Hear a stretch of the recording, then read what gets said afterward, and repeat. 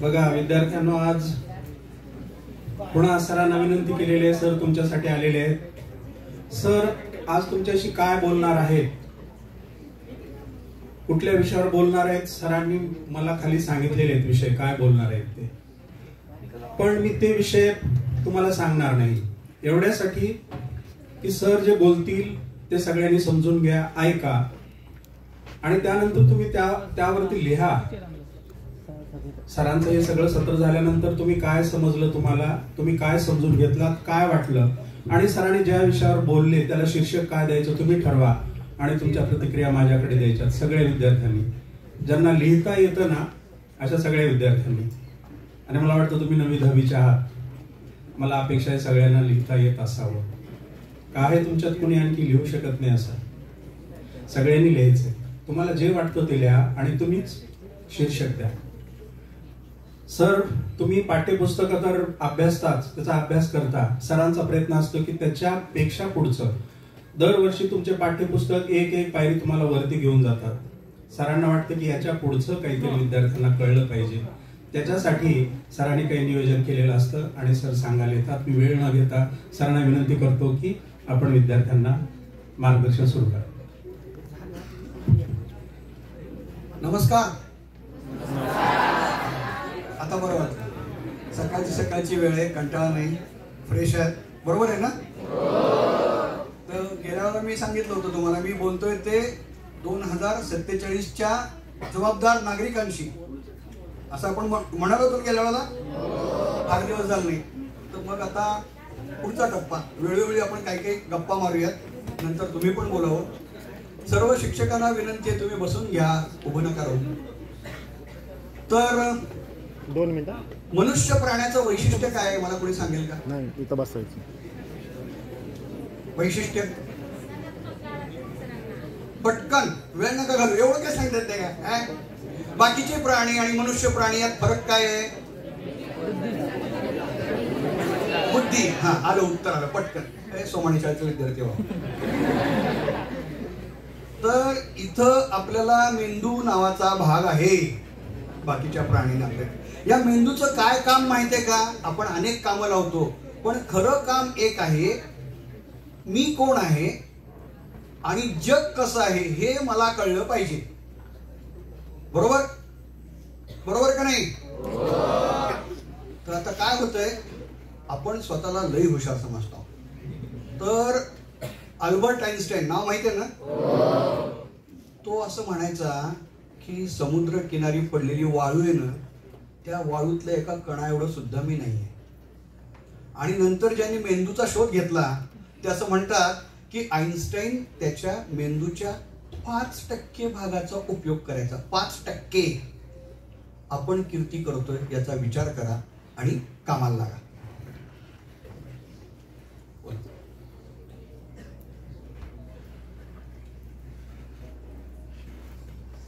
हा, तर पहिल्यांदा मला सांगायचंय ते ही एक गोष्ट आहे. गोष्ट म्हणजे याला दंतकथा म्हणतात, मिथ्यकथा म्हणतात. तर अशी आहे की फार पूर्वी जेव्हा आरशाचा शोध लागलेला नव्हता, तेव्हा एक राजपुत्र एकदा शिकारीला गेला आणि तलावात बघायला लागला. तलावात जेव्हा तो बघायला लागला पाणी पिताना, त्याला स्वतःचं प्रतिबिंब दिसलं. तोपर्यंत त्यानं प्रतिबिंब पाहिलेलंच नव्हतं आणि ते त्याला एवढं आवडलं की तो त्याच्या प्रेमात पडला आणि फक्त दिवसभर स्वतःचं प्रतिबिंब पाहायला लागला. या राजपुत्राचं नाव आहे नार्सिसस. आणि नंतर सायकोलॉजिस्ट, सायकॅट्रिस्ट जो स्वतःच्या खूप प्रेमात असतो त्याला नार्सिसिझम असं म्हणतात. म्हणजे तो एक रोग आहे. आता मात्र हा रोग अख्ख्या जगाला, आपल्या सर्वांना लागलेला आहे आणि त्याला म्हणतात सेल्फायटिस, स्वप्रेमग्रस्तता. हा जो शेवटचा TIS आहे ना, टिस, याचा अर्थ एखाद्या अवयवाला येणारी सूज, कावीळ. त्याला काय म्हणतात? हिपॅटायटिस, म्हणजे लिव्हरला आलेली सूज. ब्रॉन्कायटिस, खोकला होतो, ही इथं ब्रॉन्काय असतात, त्याला आलेली सूज. तसं सेल्फला आलेली सूज याला म्हणतात सेल्फायटिस. तर आता बघा इथं पहिलं चित्र आहे 2008 साली. हे 2008 साली इथं तिकडे नेता येईल का? जेव्हा एखादा मोठा माणूस, साहित्यिक, कलावंत, नेता आला तर त्याला भेटायला, सही घ्यायला अशी गर्दी असायची. आणि आता मात्र सगळेजण सेल्फी घेण्याच्या गडबडीत आहेत. आता हे सेल्फी कसे दिसतात बघता का? बरे वाटतात का हे सेल्फी? सगळे सेल्फी हे असे माकडापेक्षा वाईट दिसतात.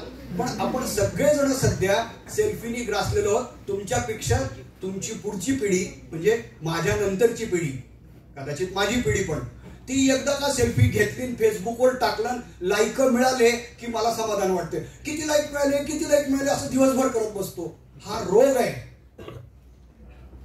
हे लक्षात घ्या. कारण तुम्ही त्यात अडकून पडाल म्हणून मी सुरुवातीला स्वतःबद्दल सांगतोय. आणि हा रोग भारतात जास्त पसरलेला आहे. मोठ्यांमध्ये पसरलेला असेल तर त्याची नक्कल करू नका. हे बघा आपल्याकडे किती प्रकारची येडे हे फक्त बघा. मुद्दाम तुम्हाला निवडून दाखवतोय मी हे तुमच्याकडं की किती प्रकारचे वेडे कधी सेल्फी काढतात ते बघा.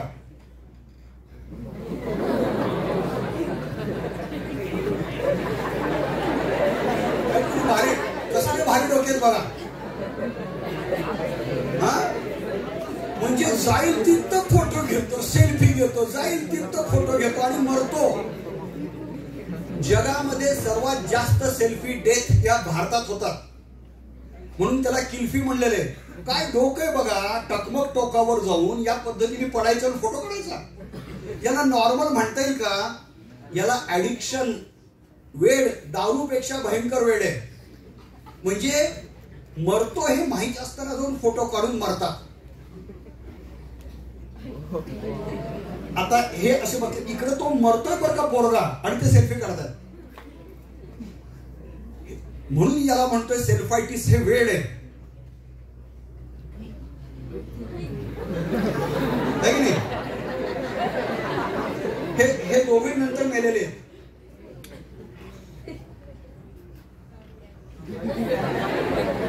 म्हणजे सेल्फी काढताना जो मेला त्याच्या अंत्ययात्रेमध्ये काढली झालेली सेल्फी. म्हणून याला सेल्फ मॅनिया म्हणलेलं आहे, सेल्फ ऑब्सेशन.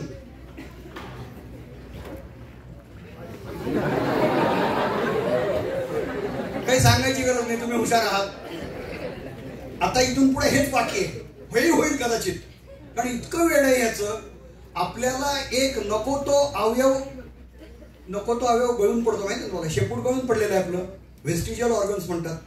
तसं नको तो अवयव जडलेला आहे, लावलेला आपल्याला नवीन एक अवयव, आणि त्याचं नाव आहे मोबाईल. आता हे का होतं एकदा फक्त एका मिनिटात सांगून मी नंतर पुढे जाणार आहे. आपण आरशात बघतो त्याला रिअल इमेज म्हणतात, खरी प्रतिमा. ती आरशात दिसते.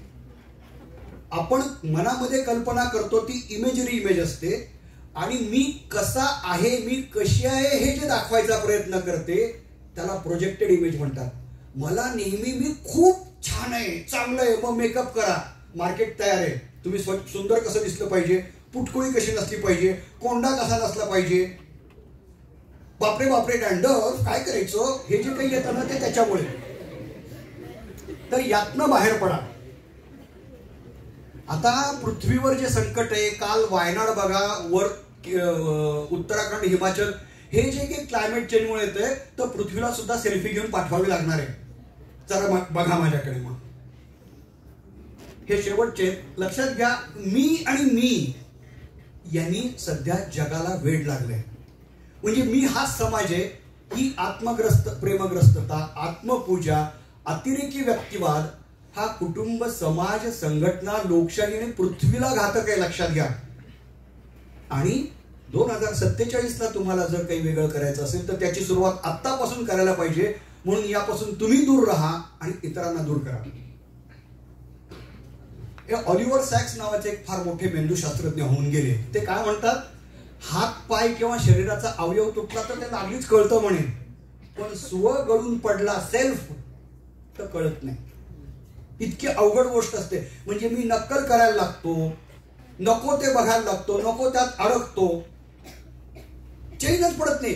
कुठं बाहेर पडलं आधी बघायच्या ऐवजी काढ फोटो, टाक फेसबुकला, टाक इंस्टाग्रामवर.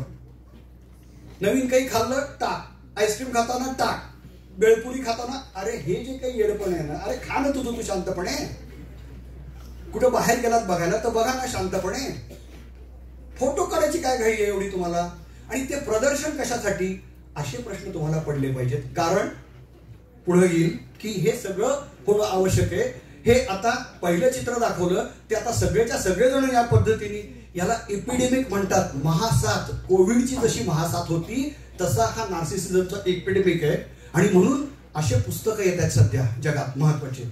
मॅलिग्नंट म्हणजे कॅन्सर जसा पसरतो आतमध्ये तसा सेल्फ लव्ह आहे. आणि नार्सिसिझम एपिडेमिक महासाथ आहे. यातनं आपल्याला बाहेर पडायचं.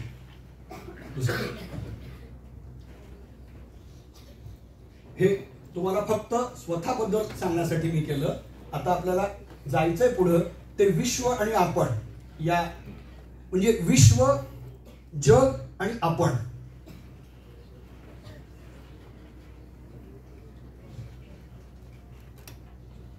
तर ही महास्फोट जे झाला, बिग बँग, साधारणपणे सुमारे 14 अब्ज वर्षापूर्वी युनिव्हर्स म्हणजे काळाची सुरुवात झाली असं स्टीफन हॉकिंग म्हणतात महास्फोट होऊन.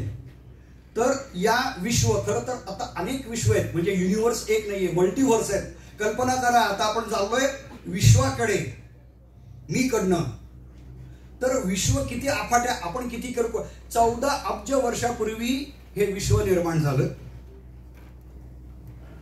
आता 1990 साली अंतराळ यान जेव्हा वर गेलं तेव्हा 6.5 अब्ज किलोमीटर अंतरावरनं व्हॉयेजरनं पृथ्वीचं जेव्हा चित्र घेतलं तेव्हा तो एक अतिशय फिकट निळा डॉट म्हणजे ठिपका, म्हणजे पूर्ण अंतरिक्षामध्ये एक किरकोळ निळा ठिपका म्हणजे पृथ्वी.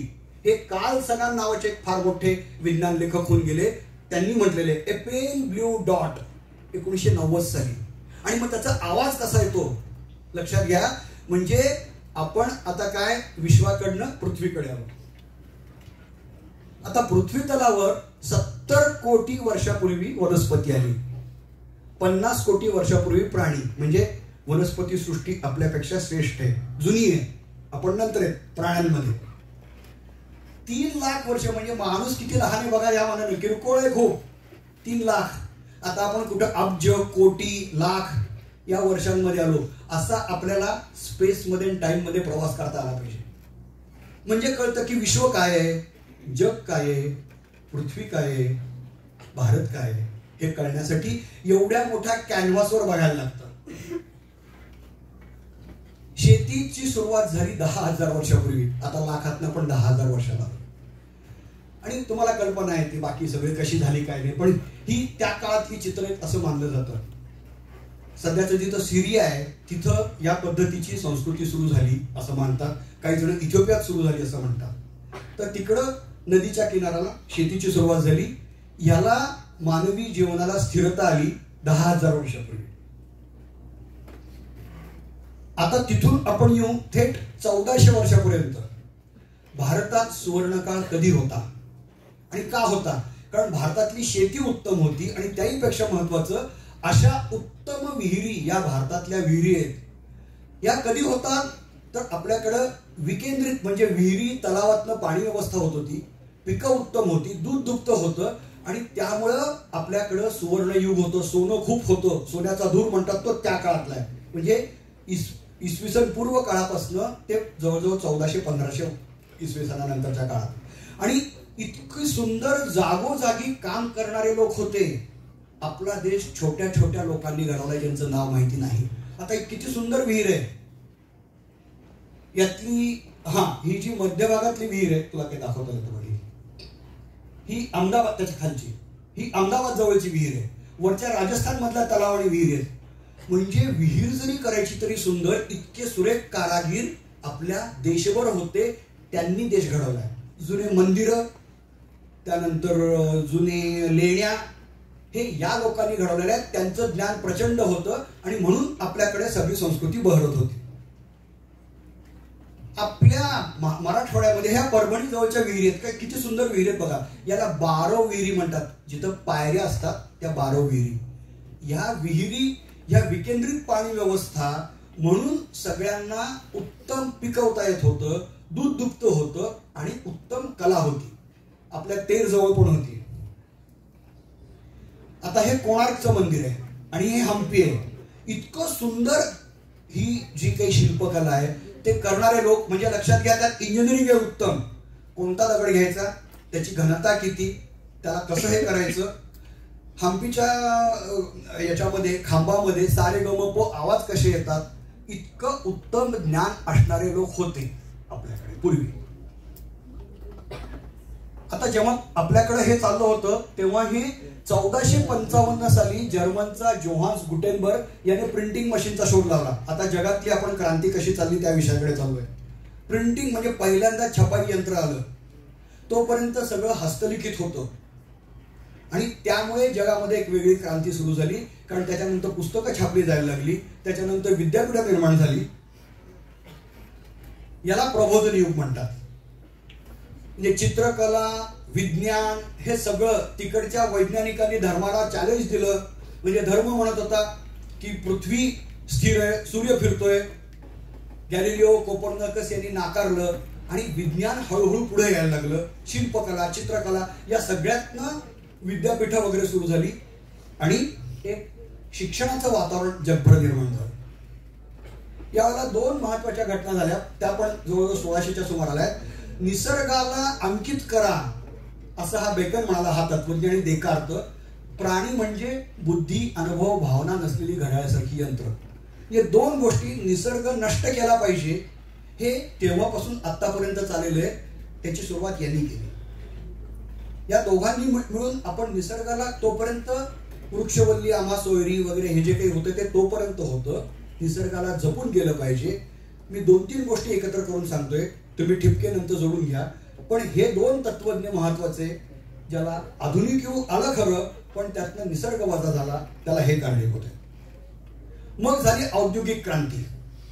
साधारणपणे 1700च्या आसपास ही औद्योगिक क्रांती झाली आणि औद्योगिक क्रांतीमुळे काय झालं की एका कारखान्यामध्ये खूप मोठं उत्पादन व्हायला लागलं. म्हणजे आपल्याकडे घरोघर शिलाई केली जायची, शिवण केलं जायचं, कपडे तयार व्हायचे. आता हे एका ह्याच्यात तयार व्हायला लागले. आता आपण येतोय वसाहतीकडे. मग काय झालं की ही विज्ञानाची प्रगती, आपल्या देश मागं का पडलायला मुख्य कारण आपला देश त्या काळामध्ये जातीमध्ये विभागलेला होता. आपल्या देशामध्ये गरीब श्रीमंत यामध्ये प्रचंड तफावत व्हायला सुरुवात झाली होती. विज्ञान विन्मुख होतं, म्हणजे आम्हाला बाहेर जायची गरजच नाही. जेव्हा युरोप अनेक देशांमध्ये हिंडत होतं, विज्ञानाचा शोध घेत होतं, नवीन गोष्टी घेत होतं, ते आपण घेत नव्हतो आणि त्यामुळे परकीय आक्रमणाला सुरुवात झाली. समजा मुघल आले तर आपले राजे काय म्हणायचे, आम्हाला त्रास देऊ नका, तुम्हाला काय पाहिजे ते देतो. आणि ते का आले, कारण त्यांचं विज्ञान, त्यांच्या तोफेच्या गोळ्या, बंदुका, असं सगळ्या गोष्टी. त्यात इथं फक्त मी एवढं सांगितलंय, त्या फॉन्टमुळे गेले. ब्रिटिश भारतात आल्यानंतर इथं 1757 ते 1781 या फक्त 4 वर्षात 4 कोटी पाऊंड भारतातनं त्यांनी इंग्लंडला नेलेले आहेत. म्हणजे इंग्लंड आणि युरोप मधली औद्योगिक क्रांती ही आपल्याकडचा कच्चा माल आणि आफ्रिकेतलं श्रम, आपल्याकडचं पण श्रम, म्हणजे माणसाला झुंपायचं, कामं करून घ्यायची आणि आपल्या कच्च्या मालावर प्रक्रिया करायची, यावरनं तिथली औद्योगिक क्रांती झाली. हे बघा, हे पलीकडं आपले भारतातले आणि हे आफ्रिकेतले लोक आहेत. काय पद्धतीने त्यांच्याकडनं काम करून घेते ते बघा. तर युरोपियनची वसाहत, colony, Britain, France, Spain, Portugal, Netherland, Denmark आणि स्वीडन ही औद्योगिक क्रांतीपूर्वी 1800 साली 35% जग त्यांच्या ताब्यात होतं. पण पहिल्या महायुद्धाला 84% जग.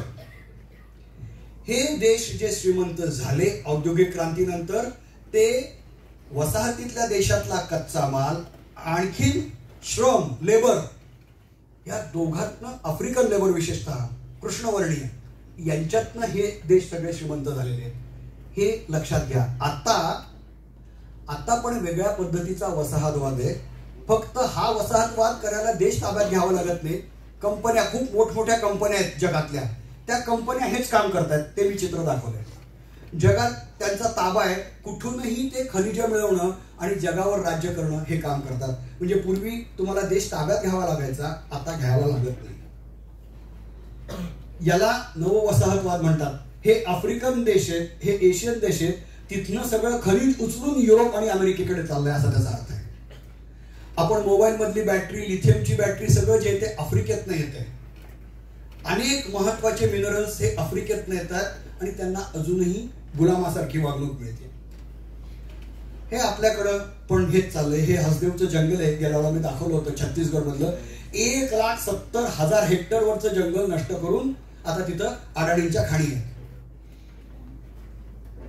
तर कच्चा माल एक फक्त की खत निर्मितीसाठी 1892 साली गवा म्हणजे जंगलामध्ये असतो, त्याला बायसन म्हणतात, त्यांना मारून या पद्धतीने खत तयार केलं गेलेलं होतं. ते वाचताच येणार नाही, काहीतरी फॉन्ट मध्ये गडबड झाली. ठीक आहे, मी आज असं म्हणले मानवी इतिहासातल्या 3 क्रांती महत्वाच्या आहेत. पहिली क्रांती शेती क्रांती जी पाहिली 10,000 वर्षापूर्वी, नंतरची औद्योगिक क्रांती आणि नंतरची आता माहिती क्रांती. या प्रत्येक क्रांतीत एकेका बळाला महत्व आलेले. शेती क्रांतीमध्ये मनगटी बळाला महत्व होतं. ज्याच्या अंगात ताकद, युद्ध करेल, बंदूक घेईल, तो जिंकेल. औद्योगिक क्रांतीमध्ये खनिजाला महत्व आलं, कोळशाला महत्व आलं, तेलाला महत्व आलं. माहिती क्रांतीमध्ये आता बुद्धीला महत्व यायला लागलेलं आहे, पण पूर्णपणे आलेलं नाहीये. अजूनही तेलाला महत्व आहे. अशा काळामध्ये आपण आहोत. तर आपण या काळाचा कसा विचार करायचा? पहिलं महायुद्ध, मुद्दाम तुम्हाला सांगतो या काळात काय काय महत्वाचं होत गेलं, आपल्याला अलीकडे यायचं म्हणून. हे पहिलं महायुद्ध आहे. आता पहिल्या महायुद्धामध्ये जर्मनी, ऑस्ट्रिया, हंगेरी विरुद्ध रशिया, इटली, जपान हे सगळे देश होते. आणि हे 1914 ते 1918 पर्यंत चाललं. 1922 साली हा देश निर्माण झाला. त्याचं नाव आहे union of Soviet socialist Republic, USSR. याला साम्यवादी देश असं म्हटलं गेलं. मग दुसरं महायुद्ध झालं, त्याचा काळ तुम्हाला माहिती आहे. या दुसऱ्या महायुद्धात 1941 ते 45 मध्ये जे नंतर युद्ध संपताना ऑगस्ट महिन्यामध्ये जे बॉम्ब पडले हिरोशिमा आणि नागासाकीवर, त्यामध्ये 2 बॉम्ब मधनं त्यावेळेला जवळजवळ 4 लाख लोक मेले. 4 लाख लोक, लहान मुलं मेले. पण त्यापेक्षाही भयंकर, त्यानंतर अनेक पिढ्यांना कॅन्सर झाला. असे अणुबॉम्बचे आपल्याला प्रताप माहिती असणं आवश्यक आहे. आता यावेळेला म्हणजे दुसऱ्या महायुद्धानंतर जगाची विभागणी हे 2 जगात झाली. एक भांडवलशाही जग. भांडवलशाही म्हणजे काय तुम्हाला कल्पना आहे ना? सगळ्यांना सांगायची गरज नाही. आणि दुसरं साम्यवादी जग. अशा 2 याच्यामध्ये झाली होती. साम्यवादी जगामध्ये सोव्हिएट युनियन होतं. नंतर 1949 साली चीन आलं, रिपब्लिक ऑफ चायना. आणि भांडवलशाही देशामध्ये आता या 2 ध्रुवामध्ये असताना आपल्या देशाला स्वातंत्र्य मिळालं. तर त्यावेळेचा नकाशा बघा. आता इथून पुढे सगळं महत्वाची गोष्ट लक्षात घ्या. आपलं स्वातंत्र्य होताना फाळणी का झाली, त्याला कोण जबाबदार, याविषयी अनेक थेरीज सांगितल्या जातात. पण महत्वाचं हे लक्षात घ्या, पहिल्या महायुद्धानंतर जगामध्ये ब्रिटनचा ताबा जाऊन अमेरिकेचा ताबा आला. आणि अमेरिकेचा ताबा आला कारण अमेरिका विज्ञान संशोधनात पुढे गेलं होतं, तंत्रज्ञानात पुढे गेलं होतं. आणि अमेरिका हळूहळू जगावर त्यांच्या टर्म्स हे करायला सुरुवात केली होती. आणि जेव्हा 1922 साली सोव्हिएट युनियन निर्माण झालं, तेव्हा त्यांना असं वाटायला लागलं की वर सोव्हिएट युनियन आणि अखंड भारत जर झाला आणि तो समाजवादी विचाराचा झाला. समाजवादी विचाराचा म्हणजे जिथं खासगी भांडवलाला महत्व नाही, लक्षात घ्या, तर आपल्याला खूप जड जाईल. कारण तिकडे चीन पण साम्यवादी होत होता, जगावरचा आपला ताबा जाईल. मग आपण त्यांनी ब्रिटनला सांगून आधीच अफगाणिस्तान वेगळा केला होता पाकिस्तान पासून, तिथं त्यांचं सैन्य होतं.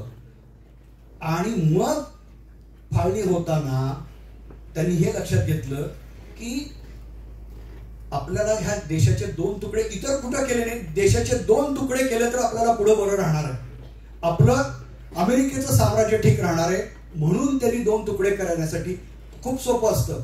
दंगे करणाऱ्यांना पैसे दिले तर व्यवस्थित दंगे घडू शकतात. आणि मग काय झालं, आपलं स्वातंत्र्य मिळताना लागलीच जम्मू आणि काश्मीरवर तिथं त्यांना ताबा पाहिजे होता, कारण ती महत्वाची जागा आहे. या एक लक्षात घ्या, ज्या भांडणं होत असतात, युद्ध होत असतात, ते बहुतेक खनिजासाठी किंवा पाण्यासाठी. चीननी तिबेट का घेतलं, तर तिबेटमध्ये खूप मोठ्या प्रमाणात खनिजे आहे. अशा पद्धतीनं आपल्याकडे पहिलं जे आपलं महायुद्ध झालं, हा नकाशा बघा, म्हणजे तिकडं अफगाणिस्तान वर रशिया बघायला लागलं होतं. म्हणून काश्मीरचं जे पहिलं युद्ध पाकिस्तानला आपल्याला स्वातंत्र्य मिळालं आणि ऑक्टोबरमध्ये पाकिस्तानने आपल्याकडे सैन्य घुसवलं, ते अमेरिका आणि ब्रिटनच्या सामन्यावर. त्यांना त्यांच्याकडनं मिळायला लागलं होतं, त्यांना आपण काही दिवसातच हादळून लावलं. पण का पाहिजे असतं हे लक्षात घ्या. तिकडं तिबेट चीननी ताब्यात घेतलं. अरे तुम्ही बोलत असाल तर म्हणजे बाहेर जायला माझी काय हरकत नाही, कंटाळा असेल तर प्लीज. तर हे तुम्ही बघा की मुळामध्ये कोणत्याही गोष्टी होत असताना त्यामागची कारणं काय. आपला इतिहास हा फक्त आपला नाही, तो जगाचा इतिहास आहे. आणि जगाला अशांतता नांदावी यासाठी काय काय करावं लागतं, आणि ती महासत्ता त्यानंतर अमेरिका झाली होती, हे लक्षात घ्या तुम्ही. आपले जे जे काही त्यानंतरच्या महत्वाच्या घटना घडलेल्या आहेत, त्यामध्ये अमेरिकेला भारतात काय असावं आणि काय नसावं, पाकिस्तानचा तर ताबा त्यांनी पूर्णपणे घेतलेलाच होता. नंतर बांगलादेशची निर्मिती झाली. नेपाळ याला दक्षिण आशिया म्हणतात. तुम्हाला जर नीट विचार केला तर लक्षात येईल, दक्षिण आशियामध्येच युद्ध जास्त का होतात. दक्षिण आशियामधल्याच प्रमुख नेत्यांना हत्या केली जातात. भारत, बांगलादेश, पाकिस्तान, श्रीलंका, नेपाळ इथल्या महत्वाच्या नेते इतर ठिकाणी का होत नाहीत, याची कारण आंतरराष्ट्रीय राजकारणामध्ये असतात. कुठं हेरगिरी करायची, का करायची, या सगळ्यावर त्यांचं नियंत्रण असतं. आता आपली फाळणी बघा. म्हणजे स्वातंत्र्य मिळालं तेव्हा एकतर नेहरूंनी घेतलेला महत्वाचा निर्णय की आम्ही साम्यवादी देशाच्या बाजूने नाही, अमेरिकेच्या बाजूने नाही, आम्ही वेगळी अर्थव्यवस्था करतो. आणि लक्षात घ्या, आपल्या देशातल्या IIT, Indian institute of science, सगळं विज्ञान, शेती संशोधन, धरणं, स्टील उद्योग, एअर इंडिया, हे सगळं सरकारच्या मालकीचं ठेवलं मुद्दाम. त्यामुळे आपली प्रगती करता आली. इस्रो, ॲटॉमिक रिसर्च सेंटर, हे सगळं 50-55 पर्यंत झालं होतं. तो आपला पाया होता. आणि त्यामुळे लक्षात घ्या, जगाच्या इतिहासातील सर्वाधिक स्थलांतर जेव्हा झालं, 43 लाख निर्वासित आले होते. आपण म्हणजे त्याला भारताला भिकेचा कटोरा घेतलेला देश असं म्हणत होते. आणि खरोखरच आपल्याकडे खायला अन्न असत नव्हतं. तिथून आपण कुठपर्यंत आलोय, हे का. तर या निर्वासितांना आता सगळ्या निर्वासितांचं पुनर्वसन म्हणजे काय करायचं म्हणतात. 6 जिल्ह्यांमध्ये प्रत्येकाला घर, विहीर, 10 एकर जमीन, नांगर, बैल बियाणं हे 4 ते 5 वर्षात पुरवलं गेलेलं आहे. प्रत्येक काळातला अभिमान बाळगण्यासारखा काही काळ असतो, तो का हे बघा तुम्ही. मग सुरू झालं 2 महासत्तांचं शीतयुद्ध, अमेरिका आणि रशिया. सतत म्हणजे जगात. आणि शीतयुद्ध कशावर नसतं, हे व्यापारावर नसतं, लक्षात घ्या. आपण दोघांशी समानांतर ठेवून दोघांकडनं काही ना काही गोष्टी घेत होतो. हे नेहरूंच्या धोरणामुळे त्याला जमलेलं होतं. आणि म्हणून जगामध्ये इकडं भिकेचा कटोरा घेतलेला देश असला तरी जगातल्या नेत्यांमध्ये नेहरूंना मान होता. तो भाषणामुळे नाही, कारण त्यांची विद्वत्ता, त्यांची पुस्तकं, 11 वर्ष जेलमध्ये असून सुद्धा त्यांनी केलेला अभ्यास, त्यांचे जगातल्या नेत्यांशी संबंध, यामुळे त्यांनी जे जे काही केलं, तर दोघांना ठणकावून सांगू शकत होते की आम्ही तुमच्या बाजूने येत नाही. आणि दोघांकडनंही मदत घेत होते. आपल्याकडे संशोधन नव्हतं, पण ते संशोधन पुढे कसं जाईल यासाठी हे सगळं चाललं होतं. पण जर तुम्हाला जगाचा इतिहास बघायचा असेल तर जगामध्ये जे महत्वाचे युद्ध झाले, अमेरिकेने व्हिएतनामवर केलेलं युद्ध असेल, नंतर इराकवर आहे, यासाठी कारणं ही फक्त व्यापाराची आहेत. मग झालं असं की 1991 ला सोव्हिएत युनियन खतम झालं. 15 देशात विभागलं गेलं 1991 ला. आणि अफगाणिस्तानवर जो सोव्हिएत युनियनचा ताबा होता, त्या अफगाणिस्तानला सोव्हिएत युनियनच्या ताब्यातनं काढण्यासाठी तिथं तालिबानी अमेरिकेने निर्माण केले. तालिबानी म्हणजे अतिरेकी, हे नंतरची गोष्ट आहे. त्यांचा मूळ धंदा अफूची लागवड करायची आणि शस्त्रास्त्रांची स्मगलिंग करून विक्री करायची, हा मूळ व्यवसाय. आणि मग ते अफगाणिस्तानमध्ये करत होते. त्यांना काही काम उरलं नाही. त्यांना नंतर काश्मीरमध्ये अशांतता निर्माण कधी झाली? 91 नंतर, कारण तिकडनं ते काश्मीरमध्ये आले, त्यांना काही काम मिळालं नाही म्हणून. आणि मग म्हणजे एकीकडे अफू गांजा विकणे आणि दुसरीकडे शस्त्रास्त्रांची विक्री करणे, या दोन्हीतनं झालेलं आहे. आपल्याकडची अशांतता तिथून निर्माण करण्याचा प्रयत्न झालेला आहे, हे लक्षात घ्या. आपली युद्ध कधी झालेली आहेत? 1947, 1965, 71, 99 आणि मध्ये भारत चीन युद्ध. आणि या सगळ्यांना वेगळी कारण आहेत. आता झालं असे 2001-2 नंतर चीन ही महासत्ता झाली, ती पण त्यांच्या संशोधनामुळे. प्रचंड संशोधन, प्रचंड पद्धतीनं उद्योग आणि छोट्यापासून मोठे उद्योग, ग्रामीणपासून शहरी, छोटी माणसं मोठी, सगळ्यांच्या हाताला काम मिळाल्यामुळे. बाकी दोष आहेत प्रत्येक व्यवस्थेमध्ये, पण चीन महासत्ता का झाला आणि चीन आणि अमेरिका यांचं युद्ध सुरू झालं. त्यात आता ज्या काही घटना घडतात 2010 नंतर, त्या आपल्याला त्याच्याकडनं बघायला लागेल. म्हणजे रशियाच्या बाजूने कोण, युक्रेनच्या बाजूने कोण, तैवानच्या बाजूने कोण, चीनच्या बाजूने कोण, चीनमध्येच पाकिस्तानला का मदत करतं, अमेरिकेने मदत का बंद केली, हे सगळं त्याच्यावर अवलंबून आहे. तर जगातला अशांत भाग कोणता आणि का, हे आपण ओळखलं पाहिजे. आणि मग आपण स्वतःकडे पाहिलं पाहिजे की आपल्याकडे नेमक्या कशा घटना घडल्या असतील, आपल्याकडे मोठमोठ्या राजकीय नेत्यांच्या हत्या का झाल्या असतील, त्यामध्ये आंतरराष्ट्रीय हात कसा असेल. हे सगळं समजून घेतलं तर मी माझी भूमिका जगाबद्दलची कशी करायची हे आपल्याला ठरवता येतं. आता ही शेवटची स्लाइड आहे. आपण इथून पुढे हे सगळं का सांगायचं तुम्हाला, तर एका मोठ्या विचित्र कालखंडात आपण जात आहोत. हवामान बदल हा मोठा धोका आहे. झालंय असं की 2 महायुद्धानंतर जगानं काय विचार केला, सगळ्यात महत्वाचं काय तर युद्ध सज्जता.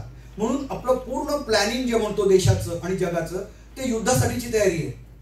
रस्ते कशासाठी करायचे, सैन्य पटकन नेता यावं. रेल्वे कशासाठी, सैन्य पटकन नेता यावं. ऑटोमोबाईल म्हणजे कमीत कमी वेळात जास्तीत जास्त वेगानं जाणारं विमान, जहाज, गाड्या, हे फक्त युद्ध सज्जतेसाठी. 2000 नंतर वैज्ञानिक सांगतायत की आता तुम्ही युद्ध करू शकत नाही, करू नये. खरं युद्ध हवामान बदलाशी आहे. त्या संशोधनाकडे लक्ष दिलं पाहिजे आणि निसर्गाला सांभाळून आपल्याला विकास करायला पाहिजे. तो विकास असा असू शकेल, असं हिरवं शहर, आणि हे आपलं सामूहिक भविष्य. तिकडं जाताना 2047 पुन्हा लक्षात घ्या. जाताना तुम्हाला काय लक्षात ठेवलं पाहिजे, जगामध्ये 3 महत्वाच्या शक्ती आहेत. एक श्रम आहे, लेबर. 2 भांडवल ज्याला म्हणतो कॅपिटल, ते पैसा खनिज या रूपात आहे. आणि 3 बुद्धी. या काळाचा संदेश असा आहे, या तिघांची बेरीज होणं आवश्यक आहे. तुम्ही, मी, माझी जात, माझा धर्म, माझा प्रांत याच्या पलीकडे जाऊन जो विचार करायला लागला तर तुम्ही एकत्र येऊन संशोधन आणि काही कृती करू शकाल आणि तुमचं उत्तम भविष्य घडवू शकाल. त्यासाठीच हा एवढा सगळा खाटोबाप केला. आता मी थांबतो. तुम्ही शांतपणे ऐकलं त्याबद्दल धन्यवाद.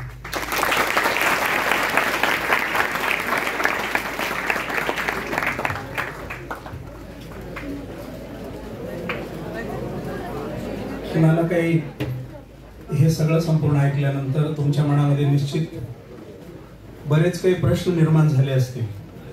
एक 3-4 प्रश्नांचं फक्त आपण या ठिकाणी सरांना तुम्ही विचारा. सर तुम्हाला त्याबाबत अधिक काही सांगतील. ज्याला कुणाला या अनुषंगाने काही विचार असेल हात वरती करा.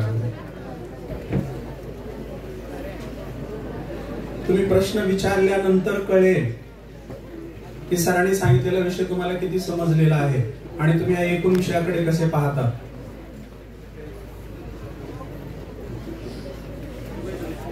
विचारायचं कुणाला?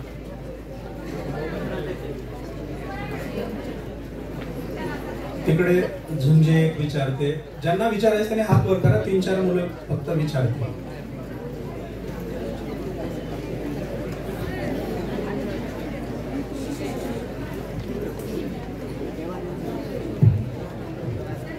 सर, माझा प्रश्न असा होता की ऍक्च्युली हा प्रश्न नाहीये माझा, फक्त एक कल्पना होती.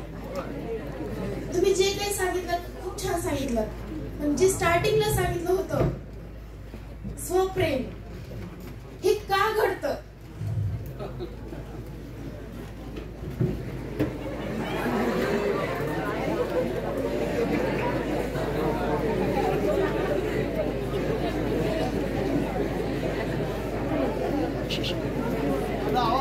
तुम्हाला वाटतं?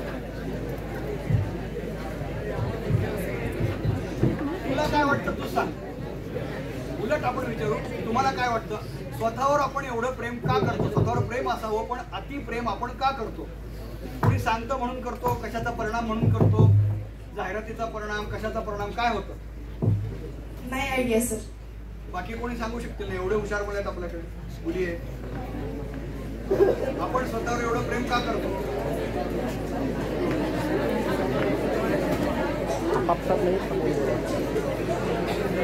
मोठ्या माणसांचं अनुकरण करून, मोठ्या माणसांचं अनुकरण करून असं ही मुलगी म्हणते. बरोबर आहे, हे उत्तर नक्कीच बरोबर आहे.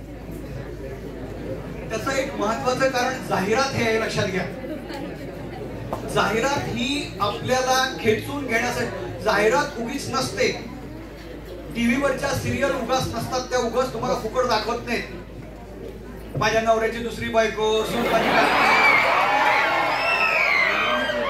हे असलं जे काही तुम्हाला फुकट बघायला मिळतं ते फुकट नसून त्यामधल्या जाहिरातीतनं तुम्ही विकत घ्यावं म्हणून असतं. आणि त्या विकत घेण्यामध्ये तुम्ही किती सुंदर दिसता, तुम्ही गंमत कशी करावी, तुम्ही एन्जॉय काय करावं, हे जाहिरातीचं तंत्र तुम्हाला शिकवतं. त्यामुळे तुम्ही नकळत त्याचा परिणाम घेऊन तसं वागायला लागतात. हे सगळे जाहिरातीचे परिणाम आहेत. आणि हे जाहिरातीचं तंत्रच असं आहे की तुमच्या नकळत, म्हणजे हिटलर म्हणायचं ना, एक खोटं 200 वेळा सांगितलं तर तुम्हाला वाटायला लागतं की ते खरंच आहे म्हणून. आपल्या व्हॉट्सअप विद्यापीठात तसंच करतात. हे जाहिरातीचं तंत्र आहे की सतत तुमच्या कानी कपाळी संतूर किंवा फेअर अँड लवलीची जाहिरात केली तर तुम्हाला खरंच वाटतं की सावधानी मी गोरा होतो किंवा गोरे होते. तर कारण आधीच तुमचं स्वतःवर प्रेम असतं आणि या जाहिरातीने त्याला अजूनही फुलवलं जातं. सर, माझा एक प्रश्न आहे. एवढं सुंदर चित्र तुम्ही दाखवलंय आम्हाला, तुम्ही म्हणजे आता तुम्ही जे सांगितलं ते खूप छान आहे, पण आम्ही आमच्या दैनंदिन जीवनामध्ये काय बदल करावा, म्हणजे हे असं चित्र निर्माण करण्यासाठी आम्ही सहाय्यभूत ठरू, असं मुलांना काहीतरी 2-4 गोष्टी सांगा की जे त्यांनी दैनंदिन जीवनामध्ये त्यांच्या बदल कराव्यात त्या पद्धतीने. मी ओघामध्ये सांगितलं तरी पुन्हा एकदा सांगतो, मॅडम म्हणतात म्हणून. पहिली गोष्ट, जाहिरातीचं तंत्र ओळखा आणि सांगा की ही जाहिरात आहे. म्हणजे तुम्ही प्रत्येक क्षणी तुमचा मेंदू जागा ठेवा, विचार करणारा. मेंदू झोपतो कधी माहितीये का, निष्क्रिय कधी होतो, जेव्हा तुम्ही पाहता सगळे पडदे वाईट आहेत, तुम्हाला विचार करण्यापासून दूर नेतात. मोबाईलचा छोटा पडदा, कॉम्प्युटरचा मधला पडदा आणि टीव्ही किंवा सिनेमाचा, हे सगळे पडदे तुम्हाला मेंदू निष्क्रिय करतात. वाचन आणि विचार करण्यातनं तुमचा मेंदू सक्रिय होतो. तर तुम्ही प्रत्येक गोष्टीकडे सजगपणे बघा आणि कारण शोधा, हा पहिला भाग. आणि दुसरं, आपल्याला ज्या म्हणजे एक सेल्फ आहे, सेल्फ आयटीस, तसंच मग नंतर एक राहून गेलं त्याच्यामध्ये. मूर्खांची लक्षणं माहिती आहेत का तुम्हाला? तर त्यातलं पहिलं जे लक्षण आहे ना ते असं आहे, सांगे वडिलांची कीर्ती, आपली आपण करे स्तुती, तो एक मूर्ख जाणावा. आता ते इतकं कॉमन आहे ना, माझे वडील लय भारी. अरे असतील, तू काय सांग ना. माझ्या वडिलांची कीर्ती मी सांगून काय करणार आहे? माझ्या कुटुंबाची, माझ्या जातीची, यातनं बाहेर पडा. आणि भारताचं वैशिष्ट्य मल्टिपल इंटेलिजन्स कसं आहे माहितीये का, अनेक अंगांनी तो हळूहळू नष्ट होत चाललेला आहे, कारण आपण विचार करत नाही. म्हणून आधी सेल्फी, मोबाईल यातनं जर बाहेर पडलं तर मी सारासार विचार जो म्हणतात तो सगळा, आणि माझ्या पलीकडचा, मला सगळ्यांना तटस्थपणे बघता आलं पाहिजे, तर मी तार्किक विचार करायला लागते.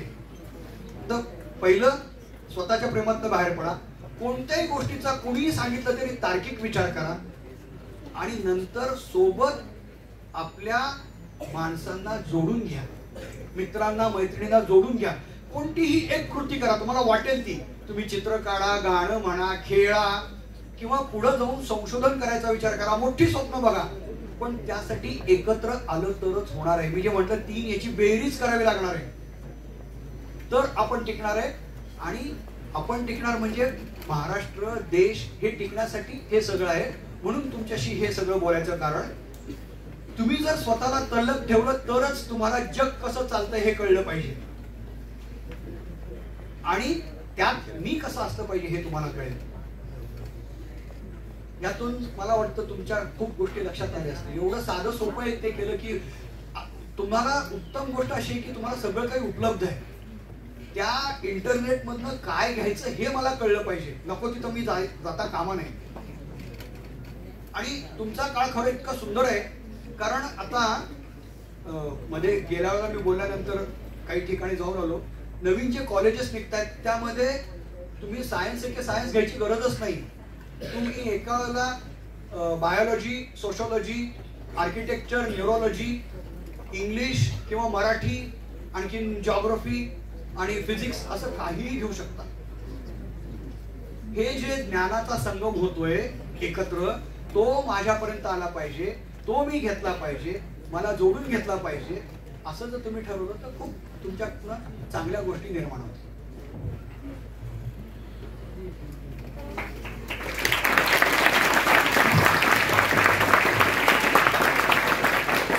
अतिशय कमी वेळामध्ये सरांनी बघा, तुम्ही थोडस चिंतन केल्यावर लक्षात येईल, विश्व, जग, भारत आणि शेवटी आपण, एवढा प्रवास अतिशय थोड्या वेळात सरांनी तुमच्या समोर मांडलेला आहे.